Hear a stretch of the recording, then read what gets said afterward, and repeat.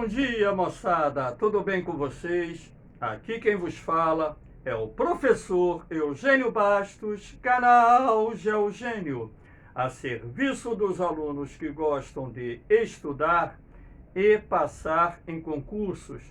Moçada, vamos fortalecer o canal, se inscrevam no canal, dê aquele like, compartilhe o vídeo, enfim, ajude o professor Eugênio Bastos a democratizar o ensino da geografia. Moçada, hoje eu retorno às gravações das minhas aulas. Assim como muitos de vocês ficaram sabendo, eu peguei Covid e fiquei alguns dias acamado, afastado, mas graças a Deus estou me recuperando e já me sinto em condições de voltar a gravar as minhas aulas. Valeu, moçada! O tema da aula de hoje é sobre a guerra entre a Rússia e a Ucrânia, os 30 dias de conflito entre esses dois países que fizeram parte no passado da União Soviética. Espero que vocês gostem do nosso encontro. Havendo qualquer dúvida, deixe a sua pergunta, que eu terei o máximo prazer de respondê-la. Valeu, moçada? Então, nós vamos fazer aqui um apanhado geral sobre esses 30 dias de conflito que tem causado tanta morte, dor, destruição e apreensão no mundo, até mesmo porque existe um risco, apesar de eu considerar pequeno, de ocorrer a Terceira Guerra Mundial. Então, vamos começar o nosso encontro mostrando aqui o mapa da Ucrânia. Em vermelho, onde nós temos uma presença militar maciça russa no território ucraniano, ou seja, parte do território da Ucrânia já ocupado por forças militares da Rússia, portanto, onde a presença militar russa é majoritária. Na parte tracejada, registrando aí os pontos em que as forças militares russas avançaram nas últimas semanas. Então, na verdade, como vocês podem ver, apesar da guerra já ter completado 30 dias, no último dia 24 de março de 2022, os avanços do exército russo podem ser considerados pequenos, até mesmo porque, se você levar em consideração que aqui no leste da Ucrânia, nas províncias de Donetsk e Luhansk, você tem uma população majoritariamente constituída por russos e que também, na região de Kharkiv, a presença do elemento russo na composição da população ucraniana é bastante expressiva e que ainda a Península da Crimeia foi incorporada pela Rússia em 2014, então as conquistas que podem ser consideradas importantes pelo exército russo ficaram bem aquém daquilo que se esperava de uma das maiores potências militares do planeta. Isso quer dizer que o exército ucraniano está conseguindo deter em vários pontos do território o avanço do exército russo, impondo a mudança da estratégia militar russa para ataques com drones, ataques com mísseis balísticos. E o que tem se dito, inclusive pela imprensa internacional, é que a Rússia não conseguiu nem dominar plenamente o espaço aéreo da Ucrânia, até mesmo porque os mísseis antiaéreos ucranianos já empreenderam grandes baixas, não só aviões militares, como também helicópteros militares da Rússia.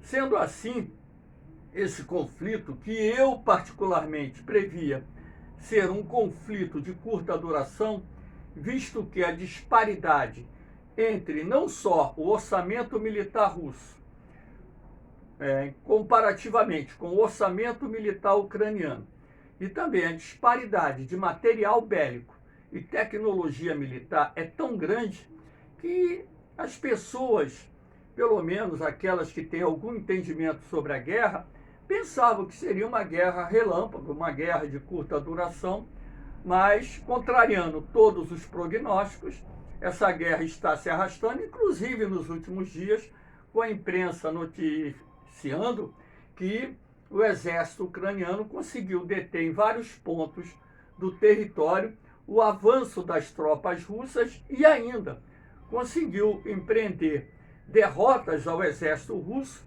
fazendo com que no norte e oeste do país, em alguns pontos, o exército recuasse.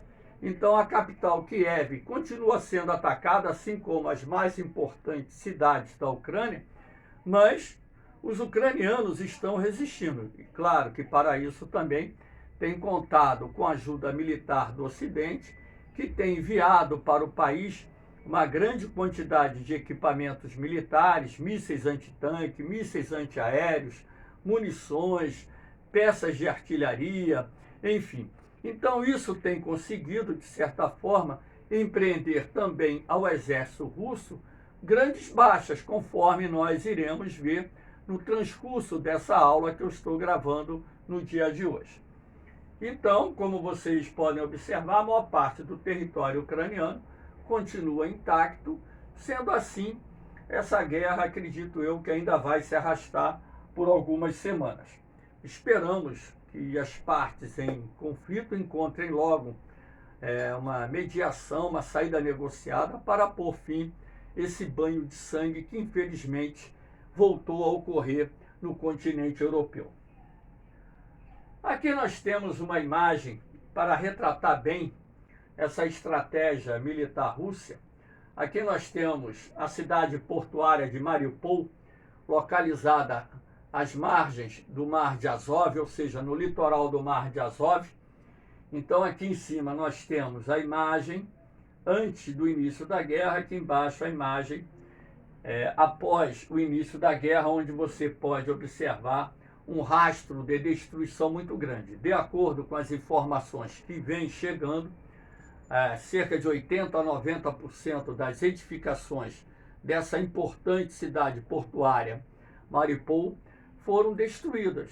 E o governo russo exige a rendição, só que as pessoas que estão lá estão resistindo os ataques russos, mesmo com toda a destruição, têm conseguido manter a cidade sob o controle da Ucrânia e também causar algumas baixas ao exército russo. E assim como a cidade de Mariupol, outras tantas cidades da Ucrânia se encontram numa situação semelhante, até mesmo porque, como eu disse anteriormente, a Rússia vem utilizando em larga escala mísseis balísticos, mísseis inteligentes, que não só têm atingido alvos militares, mas também não está poupando a população civil, causando destruição em conjuntos habitacionais, em casas, creches, escolas, hospitais, repartições públicas de uma forma geral. Então, são ataques que, de acordo com o Ministério da Defesa russo, têm única e exclusivamente por objetivo atingir as instalações militares estratégicas do país, mas que os fatos, na verdade, contradizem essas informações do secretário de Defesa da Rússia, mostrando as imagens de cidades ucranianas sendo literalmente destruídas por esses mísseis, uma vez que a Força Aérea da Rússia, assim como o Exército em Terra, não tem conseguido derrotar a resistência do exército ucraniano. Aqui nós temos, para que vocês tenham uma ideia, as perdas da Rússia de acordo com informes de fontes independentes e também do próprio governo ucraniano. Claro, então, de acordo com essas informações, até o dia 24,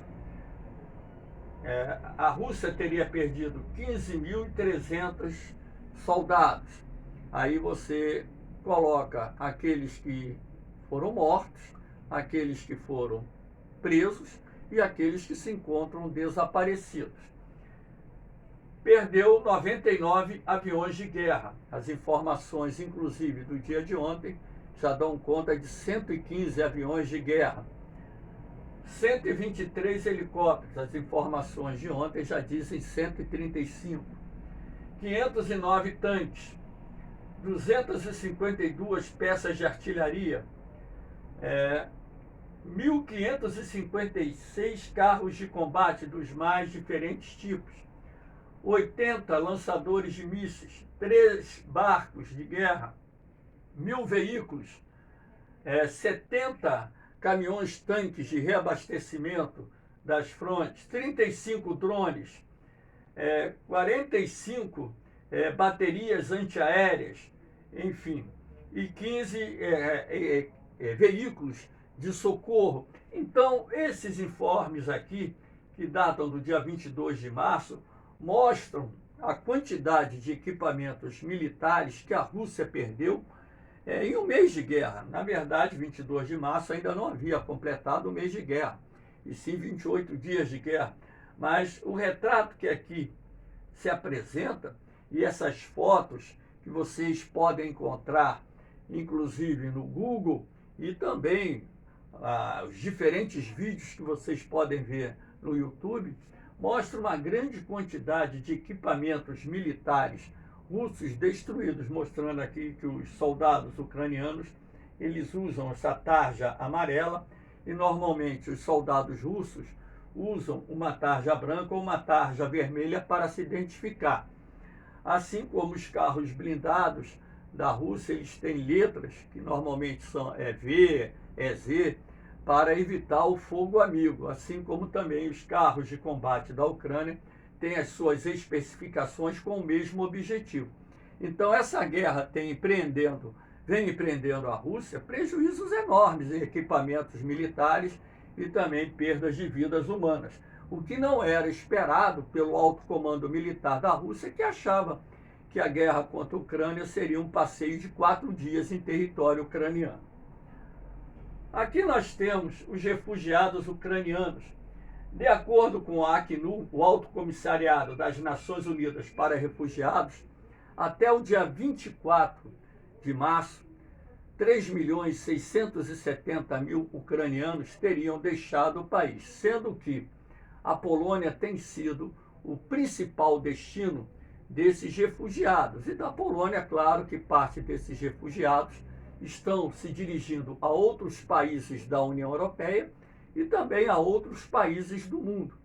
Então, depois da Segunda Guerra Mundial, essa pode ser considerada, dentro do continente europeu, a maior crise de refugiados, porque nós estamos falando de refugiados, mas também é preciso falar dos deslocados. De acordo com o Acnur, dentro da Ucrânia hoje existem aproximadamente 10 milhões de pessoas deslocadas, ou seja, que tiveram que deixar suas cidades de origem e buscar refúgio em cidades onde a guerra, pelo menos, ainda não atingiu grandes proporções, ou cidades que ainda, até o momento, estão livres do conflito travado entre a Rússia e a Ucrânia.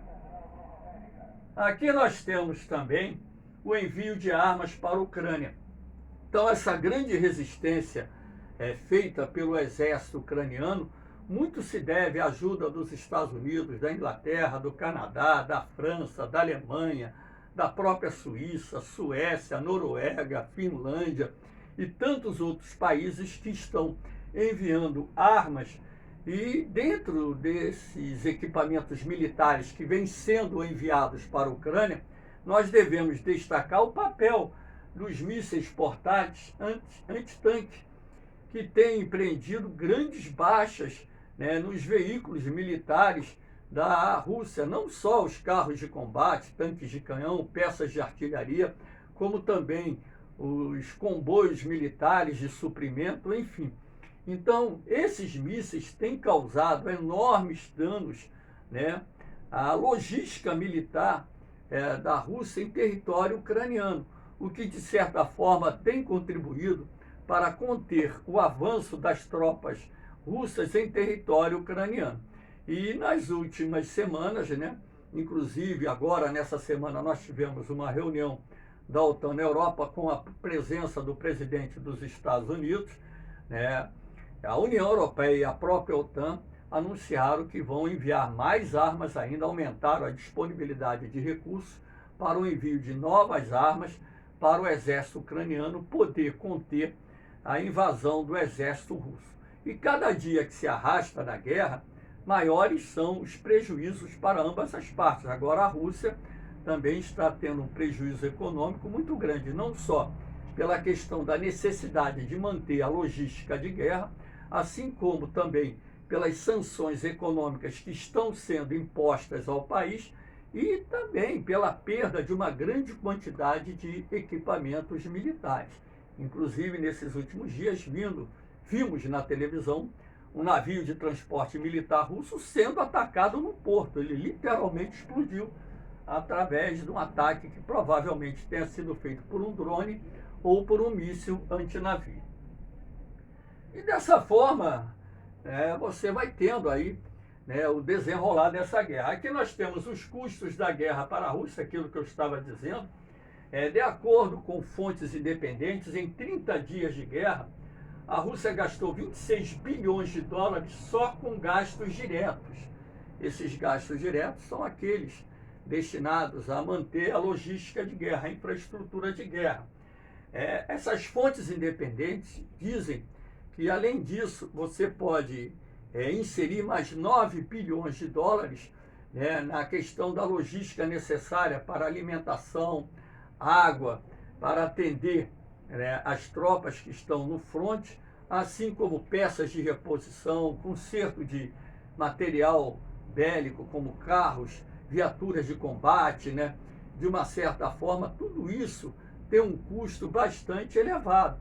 E quando você fala em logística de guerra e em gastos com a guerra, você não está computando as perdas dos equipamentos militares. Então, se você somar todos os gastos que a Rússia está tendo com a guerra, somar os prejuízos que as sanções econômicas estão gerando dentro da Rússia, podemos tranquilamente afirmar que o custo dessa guerra para a Rússia, com certeza, já deve ter ultrapassado a casa dos 100 bilhões de dólares. Então, um custo muito alto que, infelizmente, vai recair sobre a população russa, que terá que custear essa guerra nos próximos anos, porque, na verdade, na medida em que essa guerra vai se alongando, esses gastos vão se avolumando e vai chegar o momento que o cofre vai secar e a Rússia vai ter que dar um jeito para manter toda essa infraestrutura de guerra, de ocupação do território ucraniano. Ainda tem uma questão: no caso da Rússia dominar totalmente a Ucrânia, vem a reconstrução. Quem ficará responsável pela reconstrução da Ucrânia? Deve ser quem destruiu. No mínimo, a linha de raciocínio deve partir para essa direção. Então, ainda você tem um custo de reconstrução de toda a infraestrutura, das cidades destruídas, enfim. E eu piamente acredito que essa guerra deva ser vencida pela Rússia. Mesmo que demore um pouco, mas também tem a possibilidade dos russos firmarem um acordo com a Ucrânia e pôr fim ao conflito dentro do contexto do governo ucraniano, aceitar a independência das províncias do leste, que seriam anexadas à Rússia, mais um território da Ucrânia indo para a Rússia. Aqui nós temos os efeitos das sanções econômicas contra a Rússia. Esses efeitos têm sido muito grandes, O sistema financeiro russo, ele entrou num estágio de pré-colapso. Claro que ele está buscando ponto de equilíbrio, ponto de apoio. Muitas empresas multinacionais de grande porte anunciaram o encerramento das suas atividades em território russo e, de certa forma, isso também está causando enormes prejuízos. A inflação está em alta dentro do território russo. Isso, na verdade, vai estrangulando a economia da Rússia a ponto do descontentamento da população contra essa guerra está aumentando. Claro que a imprensa ela não consegue divulgar os fatos, porque toda vez que há manifestações de russos contra a guerra, a repressão na Rússia tem sido muito grande. Milhares de pessoas que saíram às ruas para protestarem contra a guerra foram presas, enfim. Então, os custos dessa guerra para a Rússia têm sido muito grandes e as sanções econômicas têm imposto à Rússia enormes prejuízos e que, inclusive, deverão se arrastar pelos próximos anos. Aqui, moçada, nós encerramos o nosso encontro fazendo essa abordagem sobre os 30 dias da guerra entre a Rússia e a Ucrânia. Mais uma vez aqui eu estou deixando meus grupos de apoio lá do Facebook, para aqueles que queiram ter acesso aos meus materiais, possam estudar por eles sem custo nenhum. Lembrando que o canal Geogênio não é monetizado, não tem fins lucrativos, e tudo aquilo que está sendo feito aqui é em prol de ajudar você que está se preparando para um concurso. Venha ser ele na área militar, venha ser ele na área dos vestibulares. A única coisa que eu peço é que vocês ajudem a divulgar esse trabalho para que ele possa alcançar um número cada vez maior de pessoas. Eu ainda não estou 100%, estou muito cansado já, né? Porque falei algo em torno de 20 minutos. Me desculpem se a aula não teve uma grande dinâmica, mas nesse processo de recuperação da Covid, eu até achei que foi bem, né? Então, espero que vocês deixem lá o comentário, né, sobre essa aulinha, se gostaram, se não gostaram, se tem dúvida, se não tem, enfim. Valeu, moçada! Um beijão no coração de vocês, um forte abraço, fiquem com Deus. Eu vou, mas eu volto, hein? Fui!